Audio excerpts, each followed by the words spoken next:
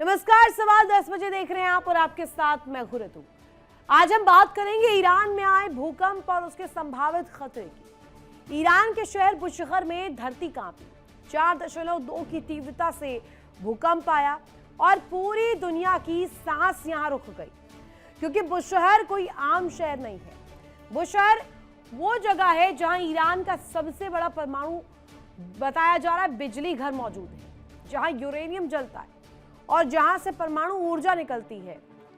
कल जब वहां धरती डोली तो सवाल उठा कि क्या ये भूकंप था या कुछ और ठीक इसी वक्त वॉशिंगटन में भी एक धमाका हुआ, लेकिन यह धमाका जमीन में नहीं बल्कि अमेरिकी संसद में एक बयान की वजह से हुआ, जिसने सबकी नींद उड़ा दी।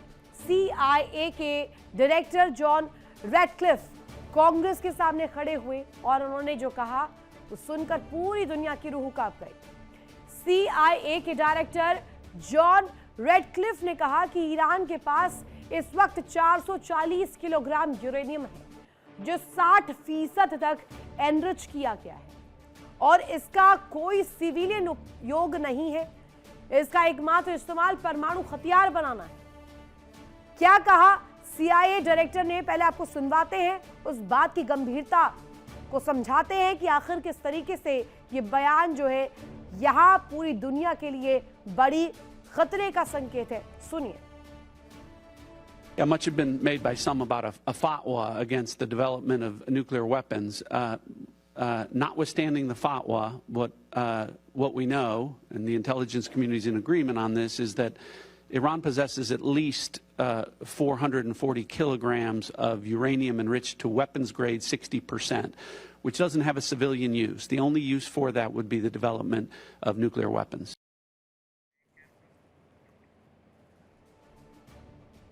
तो CIA के डायरेक्टर को आपने सुना। समझिए ये 440 किलोग्राम का मतलब क्या है। परमाणु हथियार बनाने के लिए यूरेनियम को 90% तक एनरिच करना पड़ता है और ईरान 60% तक एनरिचमेंट हासिल कर चुका है। और एक्सपर्ट्स ये मानते हैं, कहते हैं कि 60 से 90% तक का जो सफर है तकनीकी रूप से बहुत छोटा कदम होता है, बहुत जल्दी अचीवेबल होता है। IAEA international atomic energy agency के मुताबिक 440 किलोग्राम यूरेनियम 10 परमाणु बम बनाने के लिए बहुत काफी है। और अब वापस आते हैं बुशहर पर, उस भूकंप पर जिसको लेकर चर्चा की जा रही है कि ये भूकंप आया या लाया गया, और अगर ये आया तो यूरेनियम संवर्धन जिस जगह पर हो रही है वहां पर इस भूकंप के मायने क्या है। जिस दिन अमेरिकी संसद में CIA ने यह खुलासा किया, उसी दिन बुशहर में भूकंप आया। ये सिर्फ एक संयोग था या कुछ और? हालांकि दुनिया के रक्षा विशेषज्ञ, ये एक्सपर्ट्स मानते हैं, संयोग मानने को तैयार नहीं है, क्योंकि इतिहास पहले से ही कई दफा इस चीज को दिखा चुका है। इतिहास गवाह बना है, जब किसी देश ने परमाणु परीक्षण किया हो तो धरती कांपती है। उत्तर कोरिया ने जब परमाणु परीक्षण किए थे तब भी भूकंप आए थे। पाकिस्तान ने जब 1998 में परीक्षण किए उस वक्त भी धरती हिली थी। तो युद्ध के इस दौर में बुशहर में जो भूकंप आया, क्या वो संदेश क्लियर है, मैसेज क्लियर है? क्या दुनिया एक और परमाणु युद्ध की तरफ बढ़ रही है? ईरान में आए ये झटके ऐसे समय पर महसूस किए गए जब देश के बीच पिछले 22 दिनों से ईरान और अमेरिका और इजराइल के बीच तनाव और सैन्य टकराव जारी है।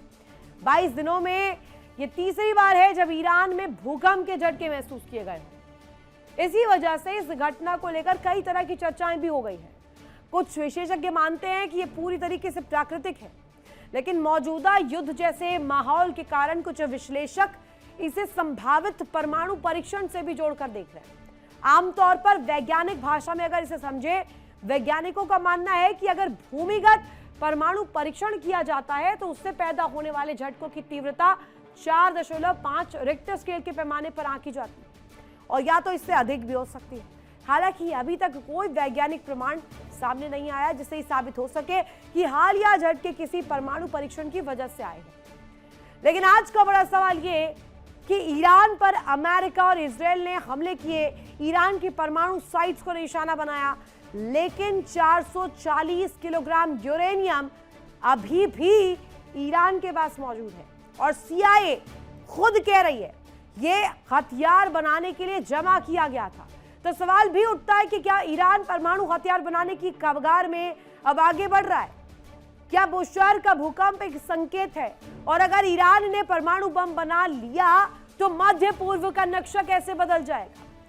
यही सवाल आज हम अपने जो खास मेहमान जोड़ेंगे उनसे जानने की कोशिश करेंगे, समझने की कोशिश करेंगे कि आखिर युद्ध के इस इंपॉर्टेंट पड़ाव पर इस भूकंप के मायने क्या है। मेरे साथ कनेक्ट है खास मेहमान group captain Ashish Sahay sir, colonel Sanjeet Sirohi sir और मल्लिका पांडे जी इस वक्त आपको स्क्रीन पर नजर आ रहे होंगे। सभी का स्वागत। और पहला सवाल आशीष सहाय सर आप ही से लेना चाहूंगी। ये भीषण बमबारी हम देख रहे हैं, लगातार बैक टू बैक फायर और काउंटर फायर जारी है, लेकिन इस बीच बुशहर में भूकंप के झटके महसूस होना, और ये कहा जा रहा है बुशहर में तो पहली बार हुआ लेकिन पूरे ईरान में ये दूसरी तीसरी बार हो रहा है। तो ये हम प्राकृतिक तौर पर ले या इसके पीछे कोई पेच है? तो ये 100% प्राकृतिक है। Various information, open sources, secret sources, अगर आप देखेंगे जियोग्राफी का थोड़ा मोड़ा इंफॉर्मेशन आजकल सब कुछ ऑनलाइन अवेलेबल है। ये फॉल्ट लाइंस है, वहां पे ज़ाग्रोस करके जो पूरा रिज है, पठारी है, चट्टानों से भरा हुआ है।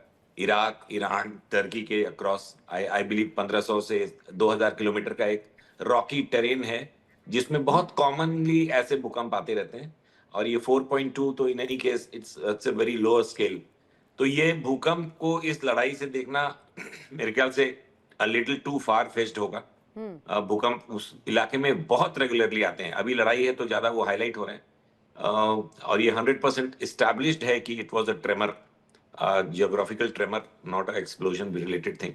तो वो तो एक बात। लेकिन जहां तक आप एक्सप्लोजन्स की बात करिए, उसके पहले अपने CIA डायरेक्टर देखें, इस बात को समझे कि इस वक्त अमेरिका एक डिक्टेटर के अंडर में चल रहा है। जो कोई भी ट्रंप की लाइंस को फॉलो करेगा वही वहां पे एग्जीक्यूटिव रोल में रहेगा।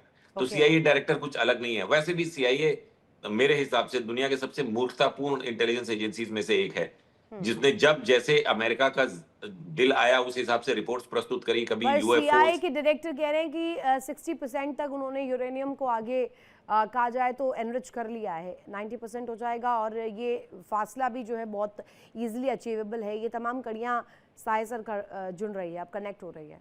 रितु, ये वही CIA है जिसने इराक पे हमला करने से पहले बोला था कि Iraq positively possesses weapons of mass destruction.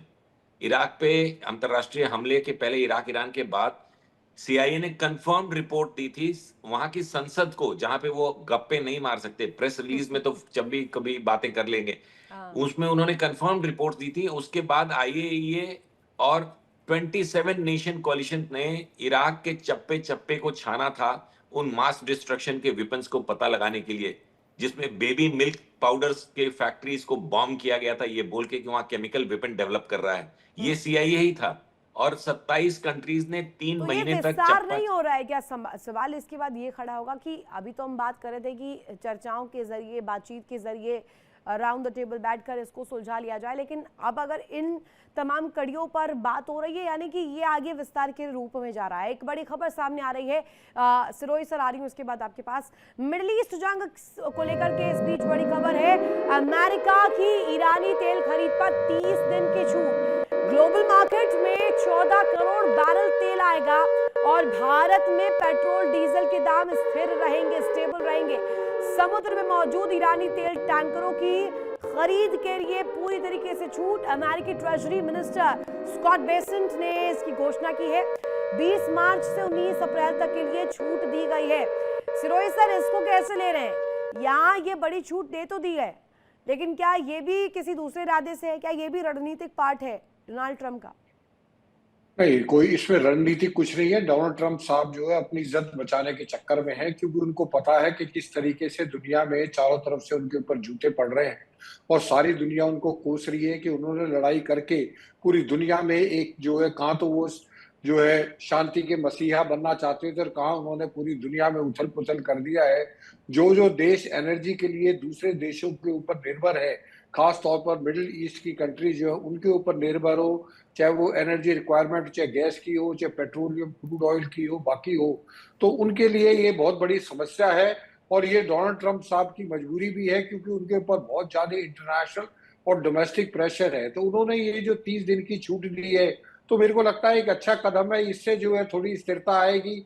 जो स्टॉक मार्केट्स है दुनिया भर में जो लहूलुहान हो रही है, जो इन्वेस्टर्स है उनका करोड़ों बिलियन डॉलर जो है पैसा डूब रहा है, तो मुझे लगता है एक बहुत अच्छी खबर है। और भारत के लिए तो और भी अच्छी खबर है, क्योंकि भारत की जरूरतें तो जो है वो मिडिल ईस्ट से आती है, खासतौर पर गैस का और जो ऑयल वगैरह है।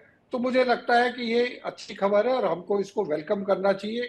लेकिन मैं एक चीज बताना चाहता हूं, जो गुरु कैप्टन साहब बता रहे थे कि देखिए अभी जो ये जिस तरीके से लड़ाई चल रही है, उस तरीके से हमको लगता है कि अब डोनाल्ड ट्रंप साहब की जो स्टेटमेंट आ रही है, उससे साफ जाहिर है कि डोनाल्ड ट्रंप साहब अब इसको, जैसे आज ही उन्होंने कल स्टेटमेंट दी है कि they are thinking of winding up, मतलब वाइंडिंग डाउन, तो इसका मतलब ये है कि वो कोई ना कोई बहाना ढूंढ रहे हैं। और जल्दी मुझे लगता है 1-2 दिन में उनको बहाना मिल जाएगा कि हम जीत गए, और वो जो है सीज फायर पर बेशक ना शिरोई सर, करे, एक लेकिन तो बयान ईरान के अंदर खाने से भी आया ना। उन्होंने कहा कि ऐसा नहीं होना चाहिए कि लॉन्ग टर्म ये जंग आगे खिंच जाए, ऐसा ना हो कि ये जो एक तरह से सीज फायर हो ये टेम्पररी हो और ये वक्त मिल जाए दुश्मन को तैयारी करने का और पुरजोर तौर पर हमले करने का, वो कहीं ना कहीं जो बैकअप अभी खो चुके हैं वो बैकअप बनाने का।